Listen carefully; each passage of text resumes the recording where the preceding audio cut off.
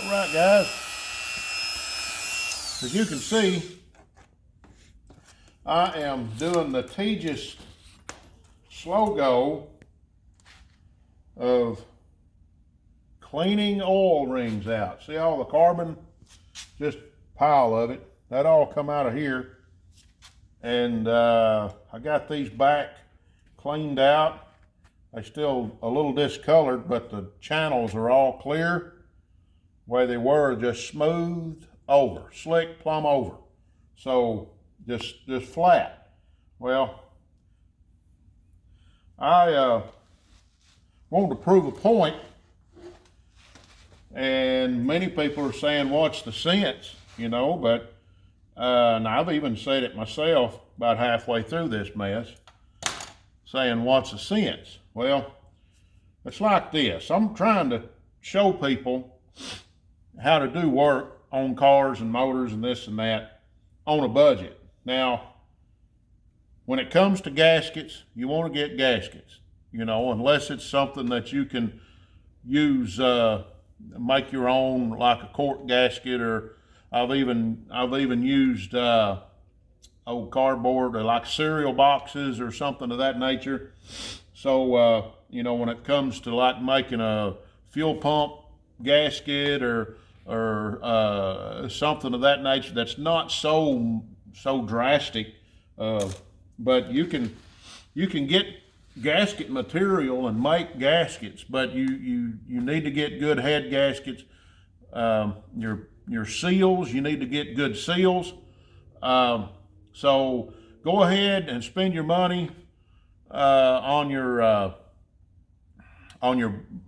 bearings and your seals. Now, if your bearings look good, if they don't have much wear, you can get you some plastic gauge, put in there and check your clearance with some plastic gauge. Unless you have a set of calipers and a mic or something of that nature, then you can check them more closely.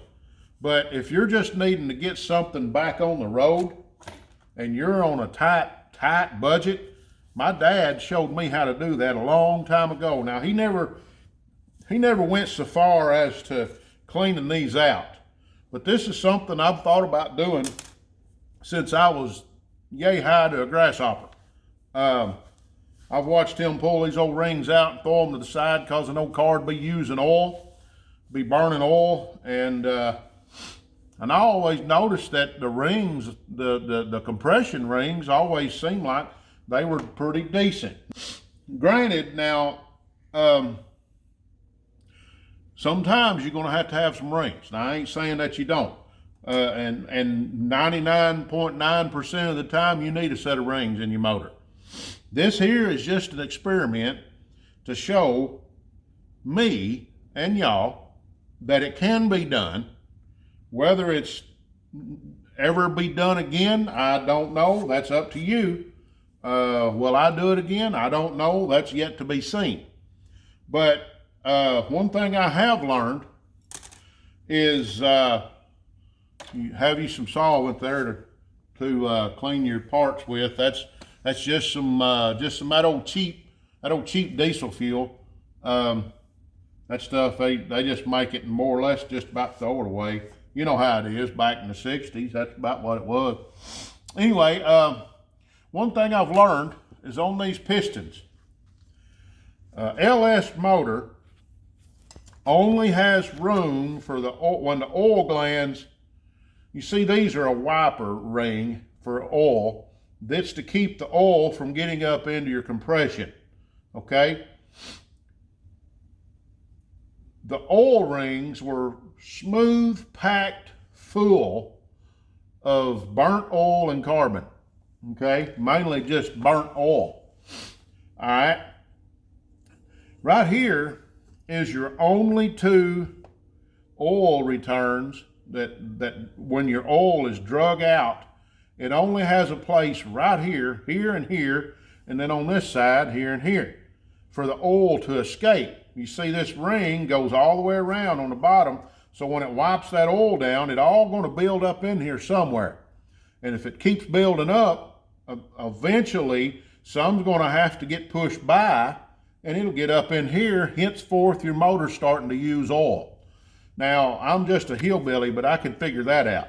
So the fix I've come up with on these motors, and some of you've probably already done this, is take you a drill. I don't know if you can see in there, but take you a drill, just a drill bit that'll just go inside there and pop you a hole here and a hole here, and then come over here on this side, do the same thing on one here and one here. Now, a lot of your aftermarket pistons will have a slot in here cut or holes drilled in it all the way around.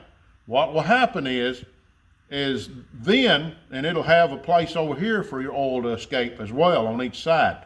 But what will happen is that will give your piston a lot better a place for your oil to escape, instead of building up in here and getting hot and burning and carbonizing, and then before you know it, your oil rings are stuck and packed full of burnt and used oil.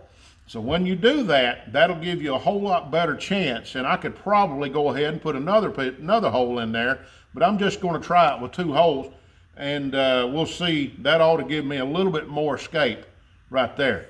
So what we're going to do is we cleaned this old piston up, and we cleaned the ring groove out of it. We popped our holes in there. We took the same drill bit and got them right in here. These here was packed plumb full of that old burnt oil and carbon. So I took that drill and just went right in there with it and just cleaned the carbon out. Same thing right here. Cleaned the carbon out.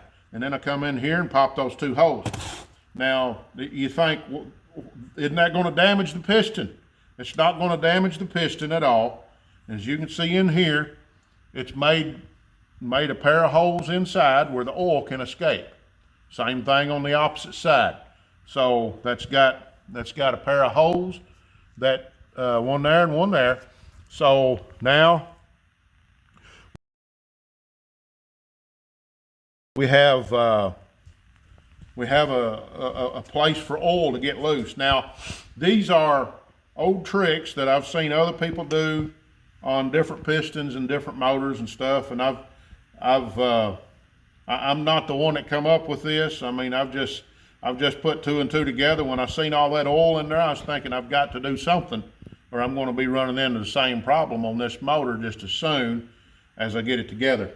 But anyway, that's a little trick that I'm learning here as I put this 5.3 together. And this is another 5.3 that y'all seen me get out of the crate. It's my crate motor. And so we're putting it together. It's going to be going in the truck hopefully here in the next couple of days. And we'll be firing it up, let y'all see all of that go on. It's a pain to get in there and out of there. But we'll try to bring y'all along for it. So this is Russell here. Matthew's on the camera, being cameraman tonight.